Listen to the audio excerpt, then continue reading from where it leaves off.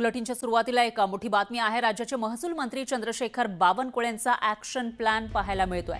Bogus जन्म मृत्यू दाखले रद्द करण्याचे आदेश बावनकुळेंनी दिलेले आहेत। जन्म मृत्यू दाखल्यांच्या नोंदणीबाबत मार्गदर्शक सूचना जारी केल्यात, तर खोट्या कागदपत्रांना आधारे मिळवलेल्या दाखल्याचा रॅकेट मोडणार। पोलिसात तातडीने तक्रार दाखल करण्याचे आदेश सुद्धा प्रशासनाला त्यांनी दिलेले आहेत।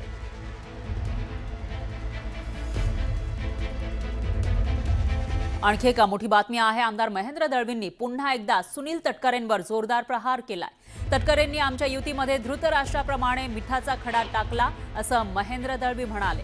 तर रायगड जिल्ह्यामध्ये भाजपसोबत युती तोडण्यासाठी राष्ट्रवादीने सुपारी दिल्याचा दावा सुद्धा दळवींनी केला आणि विधान परिषदेवर तटकरेंचे सुपुत्र भाजपच्या तिकिटावर लढतील असं महेंद्र दळवी म्हणाले। त्यांचा इतिहास खूप मोठा आहे, ही सांगण्याची वेळ नका, त्याला एक वेगळ्या स्टेजवर सांगता येईल।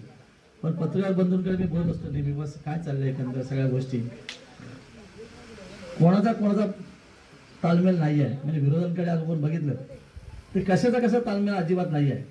खात्री होती की इथे एकतर्फे बीजेपी सीट लढेल असं एकंदर वातावरण इथे होतं, पण नेहमीप्रमाणे काही धृतराष्ट्र आहेत आपल्या जन्माला आलेले आहेत, ते नेहमी महायुतीमध्ये काहीतरी मिठाचा खडा टाकतात। हे त्रिवार सत्य आहे। परवा आपण बघितलं की पुण्यामध्ये पार्थ पवारचा घोटाळा निघाला, त्या घोटाळा मागचा सूत्रधार कोण आहे, त्यांच्याच पक्षाचे वरिष्ठ नेते आहेत। हे त्रिवार सत्य आहे आणि महाराष्ट्राने स्वीकारलं, तपासून बघितलं, विजिलन्स लागलं, बाबा महेंद्र दळवी एवढा आरोप करतायत, तो सत्य आहे का? त्रिवार सत्य आहे, काही लपवण्यासारखं नाही आहे। आणखी एक मोठी बातमी आहे। मनोज जरांगे पाटील उद्यापासून 2 दिवसांच्या मुंबई दौऱ्यावर असतील।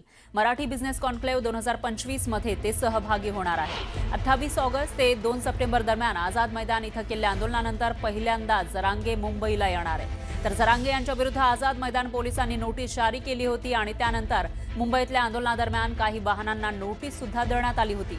त्यामुळे पोलीस आयुक्त व अधिकाऱ्यांना पण भेटणार का याकडे आता लक्ष आहे।